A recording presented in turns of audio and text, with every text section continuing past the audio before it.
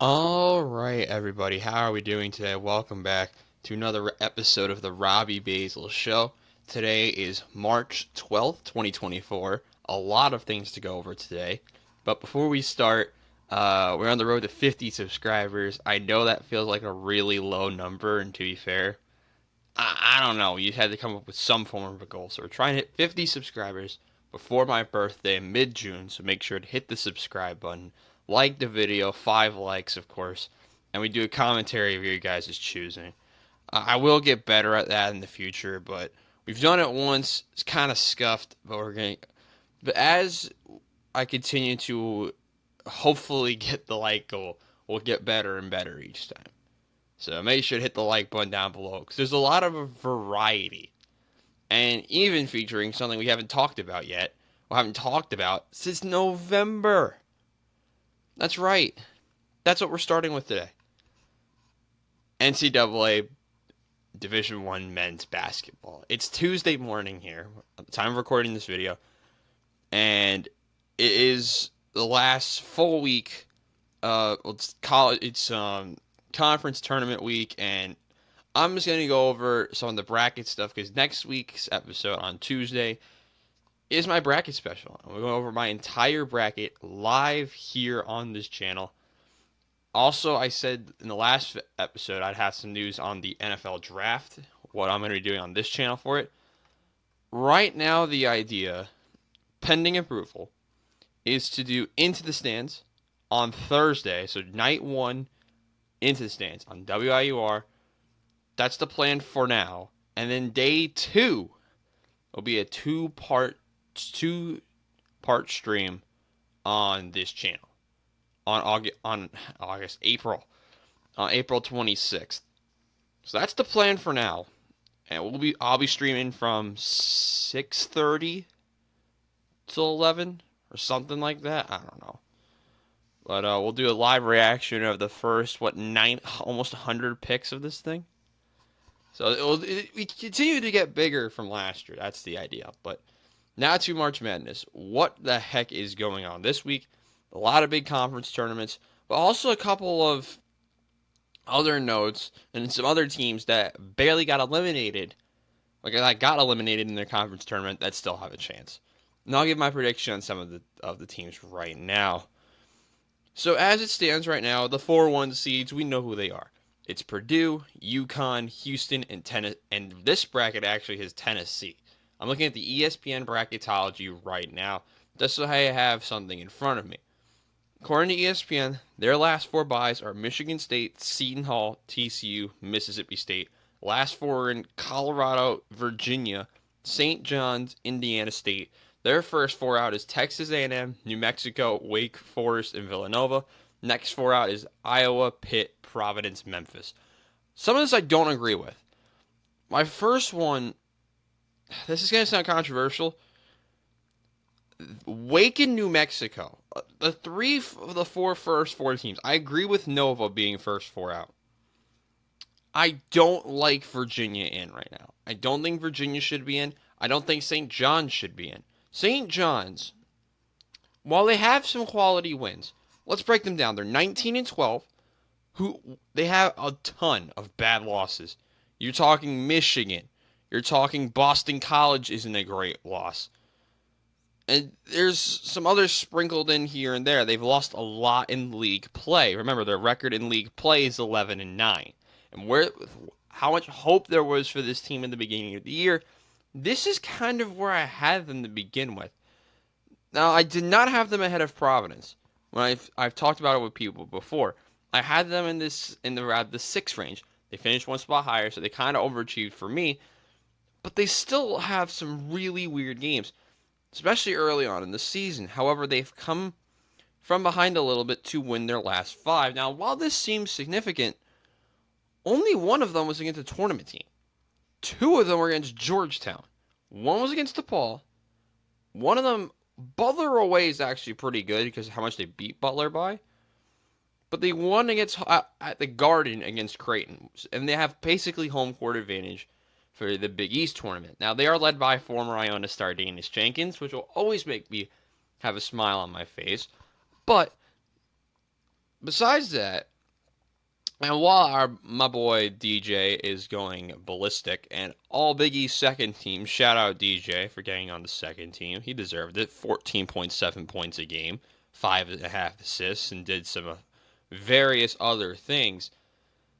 They're not a tournament team though, unless they go out and they're playing for an essentially win and in game for them at least against their rivals from Jersey, the Seton Hall Pirates, which I'm very intrigued to watch out for. That game is, I believe, tomorrow. I think it's Thursday. I don't really know, but if we look at the St. John's schedule against Seton Hall, they haven't been great.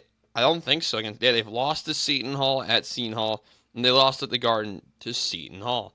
So they're playing for a win and in against Seton Hall, which you have to think St. John's wins this.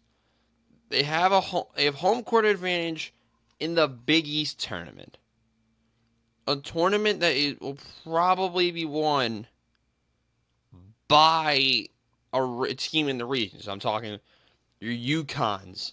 Your UConn I really like in this draw. I don't like Marquette because it's Shaka Smart. They're gonna bottle it eventually, but at the Big East tournament, which they play on Thursday. In the second game on Thursday, they play right after you and UConn plays. So that's one team I don't like. Another team that I feel like is misplaced. We'll go over a couple teams that are misplaced and what teams to watch out for. Wake Forest, they're an interesting bunch. Let's go over Wake Forest next. We have two more teams after this to go over. The Wake Forest Demon Deacons, 19 and 12, they've played in a very interesting ACC conference this year. They have a lot of bad losses, but a couple of good wins that might go under the radar. You want to start with good wins? Let's begin there. They've gone out and beat Duke. They've gone out and beat Syracuse, who are right above them. They've gone out and beaten bubble team Virginia, that Virginia team is also a bubble team that really shouldn't be, because they're 22-9. They've beaten Florida, which is actually a better win than you'd think it is. But they have a lot of bad losses. You're talking about a loss to Georgia. You're talking about a lot of losses in the league. You're talking about Notre Dame, Georgia Tech, down the stretch. I don't think they're a tournament team either, yet they still have a chance. They play in the ACC tournament. It's going to be back and forth all the way. I'm extremely intrigued to see how that goes for Wake Forest. I still think they have a good chance. Virginia, I think, should be more in, but right now I just don't know because there's so many things up for grabs. ACC has 4 teams right now, but I think it should have more. Right now, of course, you have Duke, you have Virginia, who's currently in the first 4, and the other 2 I don't know who the other 2 are. Of course, we have North Carolina, who are 2C and a tournament contender, and they have Clemson, who I think are too highly seeded. But the way this draw looks, man, like Virginia, I think should be more safe than they already are. So I'm gonna have them as in, but they're 22-9. Their offense isn't great. Their defense isn't that insane either. They play a very slow tempo. They lost to Furman last year, if you remember that. That's a team that I think is another one to watch out for. New Mexico is a bubble team as well, but they have a ton of bad losses out there in the Mountain West. They're gonna have to make some significant noise in the Mountain West tournament. But here's the other one. Indiana State. A team that if they made the tournament were a dark horse for me to go far in the tournament. The team that won the MVC, which is the Missouri Valley, they went 28-6. Now, they don't have a win that catches your eye. And their defense wasn't great against Alabama. But that was in week 2 of the season.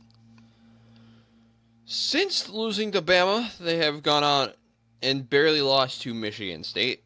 They lost to Drake, and they lost to Drake again. But sprinkled in there is losses to teams like Illinois State, Southern Illinois. Like, that's not very good. But this team is 28-6. I think they should make it still. And will we see a two bid in Missouri Valley for the first time in, like, I don't even know, maybe ever? I don't really know. I think it should be considered. But they should not be the last team in right now. I think that should be St. John's. Indiana State, for what they were able to accomplish in terms of wins and how consistent they were in their league, should be at a higher part of the last four in or the last bye than they already are. I don't know if they make it. It's gonna depend probably on like teams like Texas A&M, Nova, New Mexico, Wake, sprinkle in a couple other teams, Pitt, Providence. Like, there's a good amount of teams that could knock the Sycamores out. It would be awesome to see them in, but I just don't know. Now, what are some dark horses for me based on this projected bracket? Who are my dark horses right now to do well? Florida. I like this Florida team. They should not be a 7. I wish they were a 6 because they would have a chance to play in New York. Florida, they have Michigan State, and then if they beat MSU, which I think they should, they have one of my teams on fraud watch this year in Marquette. So Marquette, a team under Shaka Smart that doesn't go far in tournament. They're that team. They're like that kid in. Actually, that's a terrible reference. They're a team that always has so much hype yet does absolutely nothing. They're like the Lakers in a way. So, like the last couple of years. So, I like Florida making it out, and then they'll get a favorable draw because I think Iowa State could be on fraud watch too. If they play a team like Washington State, James Madison, I think this could be a matchup between Florida and JMU, which would lead to Florida playing in an Elite Eight against another team that people don't like, I think the Purdue Boilermakers. So this region is possibly loaded. FAU as a 9 seed. Could people be watching out for FAU again? But just to bring up this point, the last time a 16 seed beat a 1 seed, the 1 seed the following year won the NCAA tournament. Just saying. That happened to Virginia. I think it's going to happen here. In the next region, the East region, what teams do I like? Of course, you got to watch for UConn, North Carolina, Kentucky at the 3. There's no other team that really jumps out other than St. Mary's, but I think they'll get killed by North Carolina. Kentucky, North Carolina will be a fun rematch. I think that will probably be the game in the bottom half. Top half, I really think is anyone's game. South Carolina has a chance, but they can't beat anyone. They're not consistent enough. Samford, I think, is going to get killed by Kansas. Grand Canyon's a weird one, because Grand Canyon, don't they have like 20 something? They're 27-4, that's what it is. But their conference is really bad. And while they've barely lost to South Carolina already, they have some really good wins. While they've lost to Tarleton twice, they've also gone out and beat San Diego State, which is fairly respectable. But they've barely lost to South Carolina. They only have 4 losses all year. I feel like that could be an upset for Grand Canyon. A rematch with South Carolina. I think that'll be a good matchup to watch on the cards. In the projected West region, Dayton's the dark horse. Tennessee, though, I don't think should be a 1. I think that should be Arizona. And then Arizona loses to Dayton. That's what I would prefer. McNeese State's a dark horse too, but they're going to get killed by Illinois. I like that USF team. USF out of the American Conference. I think they have a good shot at beating BYU. And then I think they can maybe even beat Illinois, but probably Illinois will make it out at the end of the day. Gonzaga, who are moving up for no reason, they are a 6 seed right now, playing against Bubble Watch Mississippi State, a Mississippi State team that's also pretty solid. I like Baylor. Sorry about that, guys. I don't like Arizona because they're another one of those teams that has like so much height yet does nothing in the tournament. I could rattle off a couple of bad losses. Buffalo comes to mind immediately, but they've like look down their recent history and they have not a lot of good wins. But out of the West, I really like that Tennessee team. I think they should be a 2. They'd be my team to make it out of the West. In the South, Northwestern's the one that comes to mind right away. Who'd be playing like their second or third tournament ever. They're a solid bunch. I don't like them playing Houston. I think they could possibly fall more. The dark horse here, I don't really think there is one. Princeton, maybe. UC Irvine's always like any team from that conference is always a dark horse because they're just so random. You don't know what to expect. They would be playing Bama, who plays no defense. So they're playing essentially the Houston Rockets from like 5 years ago. And I think UC Irvine could beat Bama, but I wouldn't see them beating Bama. The dark horse really is Princeton because they're a solid bunch, and I think they could beat San Diego State. But Northwestern, here, I don't think they would be Houston. If Northwestern was playing like Arizona, this is why I bring up Arizona again. If they were playing Arizona Marquette in the second round, I'd have more confidence in Northwestern going further. But Houston's just better than everyone else. So I'm going to go out of the South, the teams I currently like, because the bracket's not official yet. That's next week's video. I like Houston. And there's not, I mean, Duke maybe, but there's not a lot here. Drake could cause problems. They're playing Texas Tech, so I think they could really cause some problems in the bottom. They're playing in Tennessee, which can make it even more fun. Creighton is so hit or miss, so I have no confidence in them at all. But I probably will in like a week when the bracket comes out, to be fair. So that's March Madness right now. It's so random. Also, shout out to Merrimack. They are going to the MAC next year, and they'll be playing in the MAC in 2024. And so technically the MAC has 2 teams in. Real quick, I'm gonna predict the MAC tournament because I'm going. So the MAC tournament, and also it's Iona's tournament, so I'll probably just predict. I'll give you a 3-minute prediction. The dark horse, when you have a team come off momentum and barely losing, and the team is just gonna cause chaos. Manhattan's the one there you're like, well, can they be this year's Marist? I think so. I think they could. I don't know if they actually do it. They're playing Iona, a team that's also hit or miss.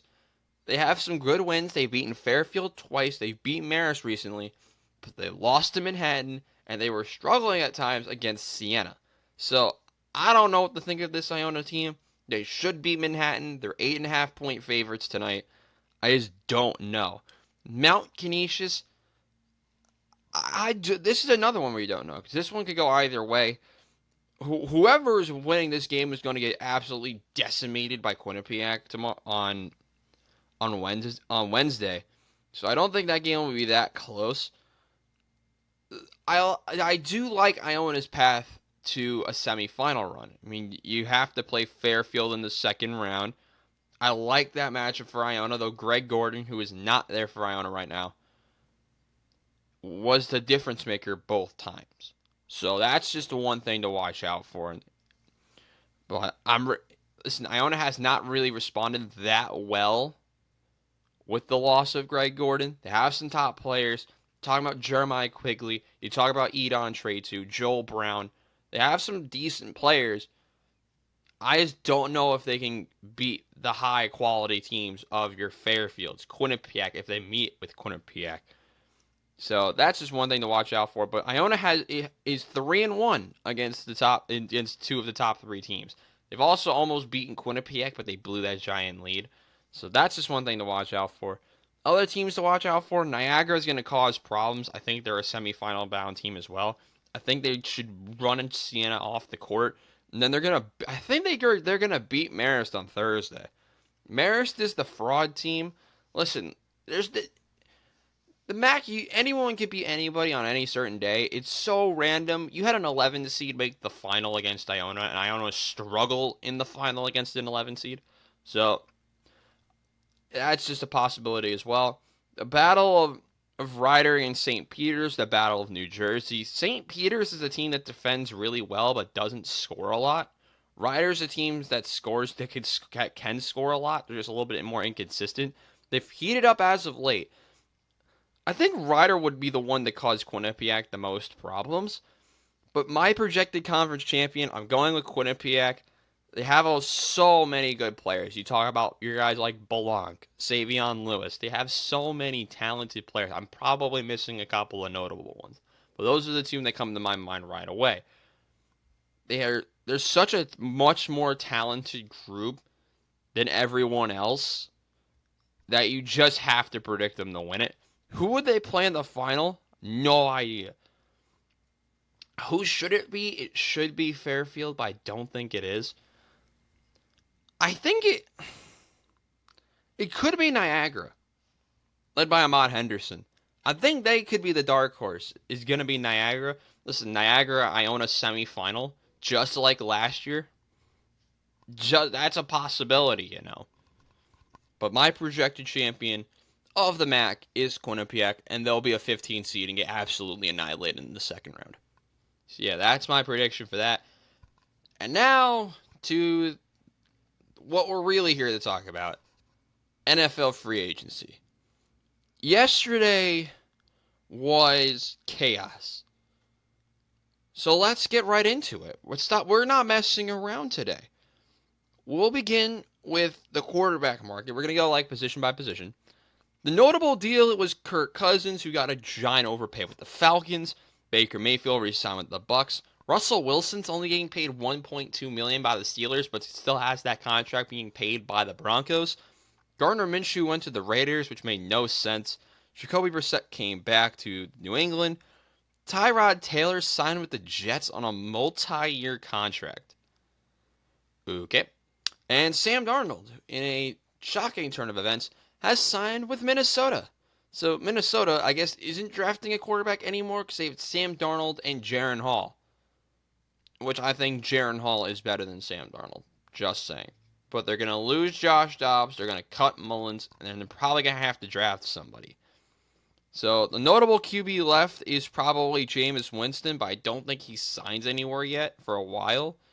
Mason Rudolph's another interesting option. Tyler Huntley, a former Pro Bowler who didn't deserve it. Sorry, Tyler Huntley. Drew Lock, another one. Like, he's a serviceable backup. I thought he'd be the one to sign with the Jets, but there's a lot of other options. This is where it got fun. The running back market. Let's begin. Saquon Barkley, in a pure WWE-esque heel turn, signed with the Eagles? The Eagles. The Eagles. You know, it's funny how he went from into an divisional rival.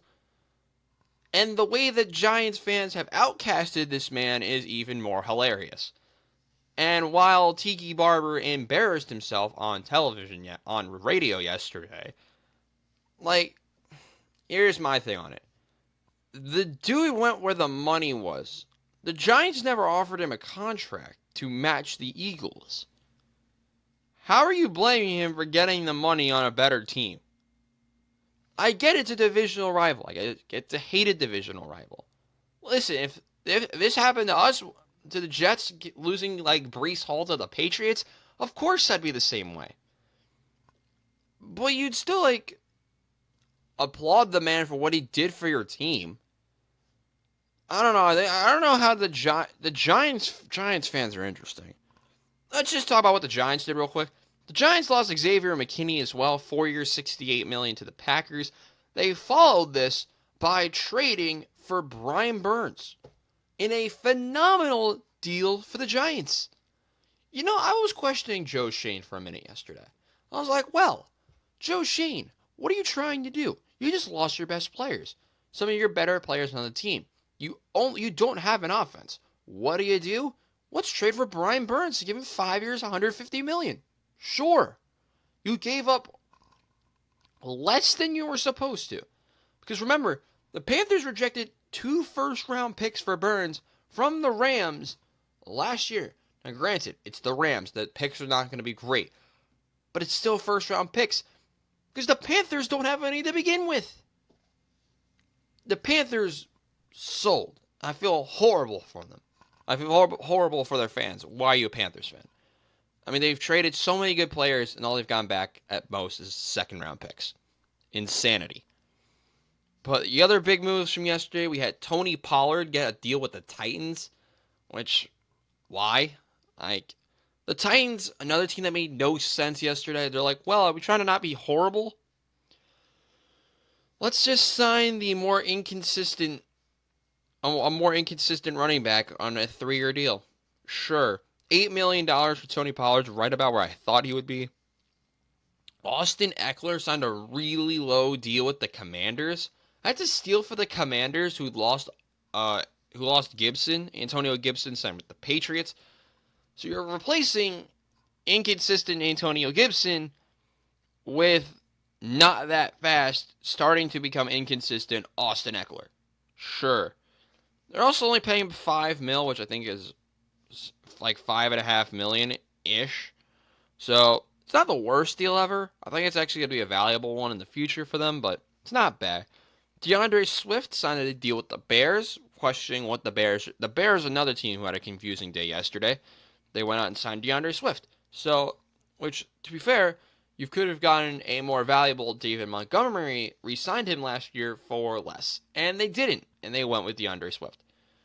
Also, with the Pollard deal, they just drafted Tajay Spears, and he wasn't terrible. Why sign him if you want to develop Tajay Spears? I don't know. Other deals yesterday was Zach Moss, who signed with the Bengals, which led to Joe Mixon getting cut, which, okay. It's a solid move. $4 million a year for Zach Moss seems a little bit high, especially with Austin Eckler, who's better than Zach Moss, getting only $1 million or plus more. Devin Singletary signed with the Giants to replace Saquon.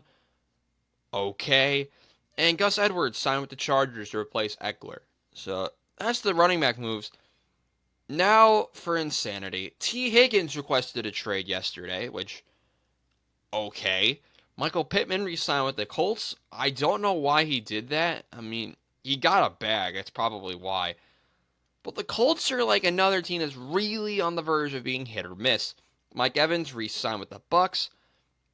You have Gabe Davis, who left Buffalo to join Jacksonville, which, sure. He got a good amount of money for himself, too, $13 million a year.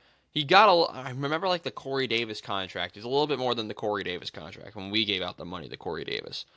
The Patriots re-signed Kendrick Bourne. That's a good deal.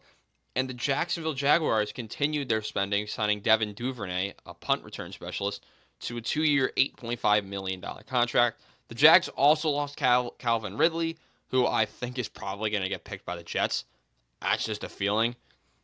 But that's the wide receiver market. The notable name here, there's a couple of them. Curtis Samuel, Darnell Mooney, Calvin Ridley, Hollywood Brown, Tyler Boyd, DJ Chark, Michael Thomas is here. He got cut. And, of course, one of the better Jets kick returners as of late, in Braxton Berrios, who I actually think the Jets should resign. Tight end market was active with a lot of re-signings for top players. We talk about Dalton Schultz signing a 3-year, $36 million deal with the Texans. He stood. Hunter Henry stood with the Patriots. Big overpay by New England, by the way. 3 years, $27 million. Noah Fant re-signed with the Seahawks on a little bit of an overpay for him, too. Colby Parkinson signed with the Rams to be behind Tyler Higbee, which made a little bit more sense. Charlie Warner signed with the Falcons on a 3-year, $12 million deal. I feel like it's not the worst deal ever. And Jonnu Smith signed with the Dolphins, another team who had a confusing day yesterday.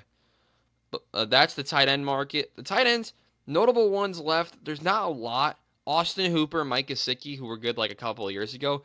Irv Smith is the dark horse. Because Irv Smith, I still think is very talented, but I don't know if he's going to get a lot of money or a lot of interest. To the offensive linemen, we're going to start with the tackles. We're going to begin with Mike Onwenu, who I knew the Jets want. I had a feeling the Jets wanted. He signed a 3-year, $57 million deal to stay with the Patriots.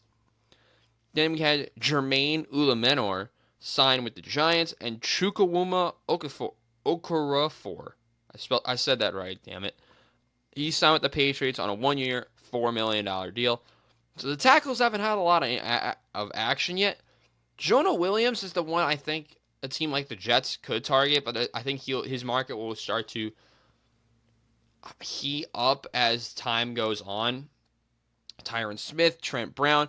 We also saw David Bakhtiari get released by the Packers, so he'll be joining this market. There's a lot of interesting names and a market that I think will heat up a lot. Centers, a lot of moves happened yesterday. We had Andre James re-signed with the Raiders. Lloyd Cushenberry signed with the Titans on a big deal for him. 4 years, $50 million for a center. Great deal. His agent's a legend. Aaron Brewer signed with the Dolphins, and Tyler Biadasz signed with the Commanders. $10 million a year for him is a little much, but still works. Connor Williams is the notable one here, the player from the Cowboys. But there's not a lot of decent centers left, so someone's going to have to overpay probably for Connor Williams. In the guard department, the Jets did do something. They signed John Simpson for 2 years, and that would max out at $18 million total. Kevin Dotson re-signed with the Rams, which that's a great deal from the Rams. I think they might have overpaid a little bit, but they needed to sign him. This is the overpay. Robert Hunt, $20 million a year. Go get your bag, kid. Like, fair play. Listen, I should have said that with Cousins, because the Falcons were stupid. But this one tops the rest. 100%. It's like $20 million a year for a guard. Fair play to him. Fair play. Ezra Cleveland re-signed with Jacksonville. He got a bag too. Damian Lewis, who signed with the Panthers. This is a better deal, but not that much better. John Runyon signed with the Giants. Jonah Jackson signed with the Rams as well. 3 years, $51 million. The Rams going all in on that offensive line. Graham Glasgow re-signed with the Lions. The notable names here, talk about a guy like Laken Tomlinson, who wasn't bad for the Jets last year, but the Jets did cut him, and it's a big dead cap hit for the Jets. There's a couple other players, Isaiah Wynn, Kevin Zeitler, Dalton Risner. That's the notable ones left. And now for the defense, which had a lot of stuff happen yesterday. And no, I am not talking about former first-round pick Javon Kinlaw signing with the Jets. Chris Jones re-signed with the Chiefs. Giant bag for him. Holy bag. 5 years, $158 million. His agent's a legend. It's a great contract. Justin Madubuike re-signed with the Ravens. 4 years, $98 million. 98. 9-8. That's insane. Christian Wilkins, who by far, for the first half of the day, had the greatest move ever. Because he went out and got a massive overpayment by the Raiders. Go get your bag, son. I love him. He is the best morale dude I've ever seen. He is an interior presence. Thank God he's out of the division now. Because I know that if he re-signed, he would be killing the Jets twice a year. Just like he has for the last couple of years, honestly. I mean, any interior defensive lineman has killed the Jets the last couple of years. But he has been fantastic. And he went out and got his bag. Leonard Williams re-signed with the Seahawks after getting traded recently. Grover Stewart re-signed with the Indianapolis Colts. I think that's a good move. The big one, Fletcher Cox retired, which I did not expect to happen yet. You saw Jason Kelce retire. This one I didn't expect. I thought he had another year left in him, especially with the way the Eagles were going all in. Fletcher Cox retired. Very sad. He's a legend. Could be a Hall of Famer. Not 100% sure. But he is going to be in the Eagles. He is a Super Bowl champion. Big reason why they won the Super Bowl. As a big part of the defense. Absolute stud. He will be missed. We have another big move to talk about. Actually, he's an edge rusher. We'll talk about him later. Maurice Hurst re-signed with the Cleveland Browns. Daquan Jones signed with the Bills. We've already talked about Kinlaw. And there's a couple other smaller moves here. The notable one left is DJ Reader. I think he will sign soon. Sheldon Rankins, who I thought was going to go back to New York, but he didn't. They replaced him with Kinlaw. Quentin Jefferson, who did get hurt last year with the Jets, is here. Shelby Harris is another one. Ashawn Robinson. There's a couple of Solomon Thomas, another player who was good for the Jets last year. So that market heated up. But the edge rushers were no better because there are so many good players here. You saw aforementioned Brian Burns, who got tagged, then traded to the New York Giants and got his bag, $30 million a year for Brian Burns. Josh Allen, who was tagged by Jacksonville. I don't know if they re-signed him yet. And then we have history in the making for a former New York Jet, Bryce Huff, who did leave. He went to the Eagles. He is the highest paid undrafted player who isn't a quarterback. Go get your bag, son. I loved him. He was a great New York Jet. But they are not paying him this. Fair play to Bryce Huff. He'll be replaced probably by Will McDonald. Or if the Jets draft an edge rusher again, probably the drafted edge rusher. Other notable players were Jonathan Greenard, who got a ginormous bag by the Vikings after he had one good season. And went on and got a 4-year, $76 million deal by the Vikings. Zadarius Smith re-signed with the Browns. Leonard Floyd signed with the Niners. That's a much-needed fit for the Niners after the loss of Drake Greenlaw. Andrew Van Ginkel also went to the Vikings. The Texans actually did do something. They signed Danico Autry, 2 years, $20 million. There's a couple other smaller deals here. AJ Epinesa is the underrated one. He did stay with the Bills. I didn't think he would. Marcus Davenport signed with the Lions, and there's a couple other smaller ones here. The notable names left is Danielle Hunter, who leaves Minnesota. You have Chase Young, who I thought was going to sign yesterday. There's a couple other notable names, but those are the ones that Josh Uche. So there's a couple other notable players here left, but I think that market's really going to heat up. The linebacker market's something that also needs to heat up. You have players like Jerome Baker, Patrick Queen, Bobby Wagner, Levante David, Devin White, all not signed. Who did sign? Frankie Louvu. That was the first big one. He signed with Washington. Jordan Brooks went to the Dolphins. Azeez Al-Shaair signed with the Texans. The Texans actually did do more moves than I thought. The Vikings continued to spend. They signed Blake Cashman. Drew Tranquill went to the Chiefs. He stood with the Chiefs, my apologies. Jordan Hicks, he signed with the Browns. There's a couple other smaller moves here. Kenneth Murray signing with the Titans. I thought it's a great value get. I think he would have fit a lot of teams. Sleepers, you talk about guys that are not as talked about very much. You talk about Nicholas Morrow, Isaiah Simmons, a former top 10 pick, is here. Shaq Leonard, Denzel Perriman. And of course, you have the top linebackers that are still available. Patrick Queen, David, Wagner, Baker, White, as mentioned earlier. In the secondary, it gets even more weird. L'Jarius Sneed, who got tagged, is probably going to be traded soon. Jalen Johnson re-signed with the Bears. Go get your bag as well. 4 years, $76 million. Chidobe Awuzie getting a deal with the Titans. The Titans are the big players so far. Despite the fact that they're still going to be absolutely garbage, they went out and got Chidobe Awuzie, which is a great value get. Jeff Okuda signed with the Texans. Sean Murphy-Bunting went to the Cardinals. The Cardinals did do something yesterday, so fair play. Mosley re-signed with the Lions, and Ronald Darby signed with the Jags. There's not a lot of good corners in the market this year. Kendall Fuller, Stephen Gilmore, I guess. There's not a lot here. The draft is where they're really going to focus on getting those top corners. But the safeties is where it's at. You talked about Xavier McKinney already, but you saw Antoine Winfield tagged by the Bucs, Kyle Duggar tagged by the Patriots, Geno Stone getting a nice deal with the Bengals, $7.5 million a year. Darnell Savage signed with Jacksonville. Alohi Gilman, I totally said that wrong, but bear with me. Re-signed with the Chargers. Taylor Rapp re-signed with the Bills. I didn't think he would after what the Bills were doing. Kevin Byard signed with the Bears. Brandon Jones signed with the Broncos. The notable names here, you're talking about guys like Jordan Whitehead, C.J. Gardner-Johnson, Jeremy Chin, Micah Hyde, Jalen Mills. There's Jordan Poyer. There's so many good, reputable safeties here that can really be signed, and the NFL free agency market's only going to be heating up from here. So those are the players that have signed so far. I think a lot of those other names will be signed before next episode, so we'll talk about that more on Friday. But let's head into the footballing world now, and let's recap some of the Premier League from last weekend.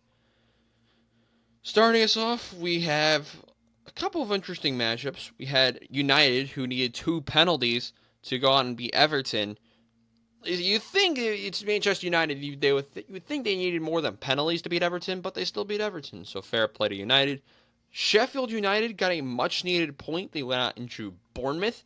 Bournemouth, who are starting to concern me now, but they really shouldn't be. Bournemouth, the team that's in 13th, they're safe from relegation. But some of these relegation teams have to make moves. Sheffield United, a team that we probably know is going down, they didn't really have much to move. Luton went out and then followed that up by drawing Palace, because why not? And they needed a 96th minute equalizer to do so, courtesy of Cauley Goodrow. Crystal Palace though got essentially FM'd. 2.73 xG in 21 shots, 1 goal. I mean, Palace, who I think are going to be sellers in the next market. They have guys like Eze and Elise, who I think will be targeted by clubs like Manchester United, Arsenal. They have so many players that could be targeted. I think that's going to be the big seller. It's going to be Crystal Palace. Another team who I think is going to sell this year, Wolves. They went out and beat Fulham, just to beat Fulham. I don't know. They went out and won 2-1. Wolves, who I think are going to be selling Pedro Neto. A lot of clubs are going to want to spend $70 million on Pedro Neto, so that's actually not the worst deal ever, but I feel like that's a move that's going to be likely. Wolves, who I don't think moved, they actually did move up. They're in 9th position. 9th place for Wolves. They're 6 points off of 6th position. So another win from Wolves pretty soon, and they could really be soaring up the table. Unfortunately for Wolves, they play in the FA Cup. I believe they play in the Cup next, so we don't see them in the league for a little while. Yeah, they play in the FA Cup on the 16th. They don't play a league match till the 30th, so we're going to have a while to break down that matchup on what they could be doing next. They're supposed to play Bournemouth, but they have the FA Cup upcoming. So that's another interesting matchup. And then we have Arsenal, who rotated because of Porto today and needed an 86th minute winner from Kai Havertz. Ramsdale made a slight mistake in the back, but still made some decent saves. Arsenal went out and won 2-1, a match that they needed to win because of a result that happened later on Sunday. More on that game later. Arsenal, who have now scored 70 goals already. Well done, Arsenal. Aaron Ramsdale, 3 saves. He had an error that led to a goal, and that was the big problem from a lot of the fans.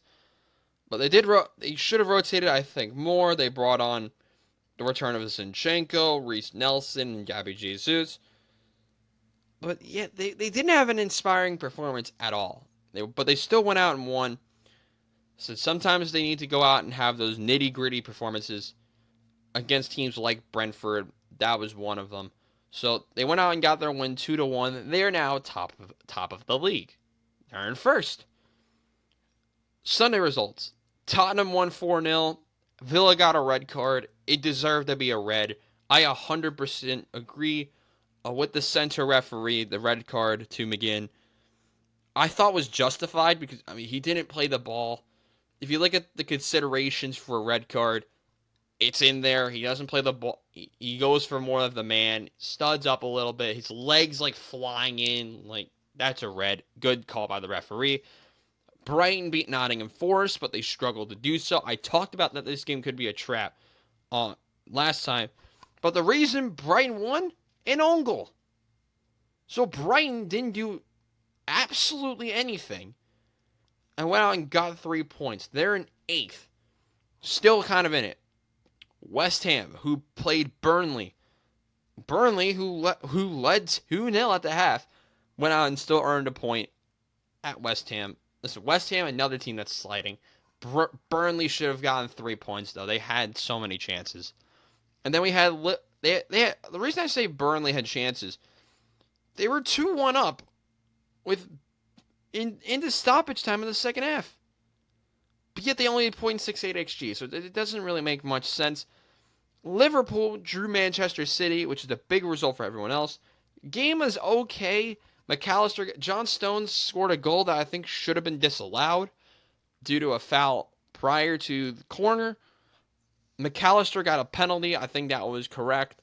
And then the penalty at the end, or the not called penalty at the end, that's a penalty. Doku's flying in. Look how high his boot is. That alone should have been the main consideration. Where is he playing the ball from? I can't do the action right now because I'm at my desk, but it's like his foot's flying almost into his chest. That has to be a penalty, though. It's VAR. They screwed it up. Do be like that sometimes. So Liverpool drew their match. They're now tied with Arsenal at the top. Manchester City in third, 1 point behind Arsenal. Arsenal gets City next, but I don't think that match will be happening for a little while. Yeah, that match doesn't happen until March 31st. So next week, we don't have to talk about the Premier League at all. We do have to quickly talk about some of the international break games, but that will be for a future video. Finally, we had Chelsea beat Newcastle. Chelsea finally going out there and playing good football. Jackson scored early on, then it was Isak Cold Palmer went out and grabbed the second, and then it was Mykhailo Mudryk who scored, and then Murphy got the late goal for Newcastle, but it wasn't enough as Newcastle fall 3-2 to Chelsea. The big news from this game, though, is Anthony Gordon. He left with an injury. We don't know his injury status. That's the big one for Newcastle, but as the table looks, the top 10, we have Arsenal, Liverpool, City, then Villa, Tottenham, who are 6 points clear of Manchester United, who are then 4 points clear of West Ham in 7th. Then it's Brighton, 1 point behind West Ham. Then 1 point behind them is Wolves. 1 point behind them is Newcastle. 1 point behind them is Chelsea. So that's your top 11. The weird one is that Luton still have a chance to not get relegated. They've got 1 point back on Nottingham Forest. They're now only 1 game behind Nottingham Forest. And goal difference could swing Luton Town's way. So, listen, Luton, with 10 games to go, need to make a move. They do get to play Nottingham again. They play Bournemouth twice.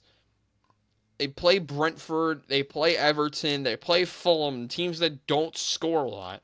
But they also play teams like Arsenal and Tottenham. So Luton at home, they have to get results. It's desperation time for Luton. A team that's been very frustrating for me all season long.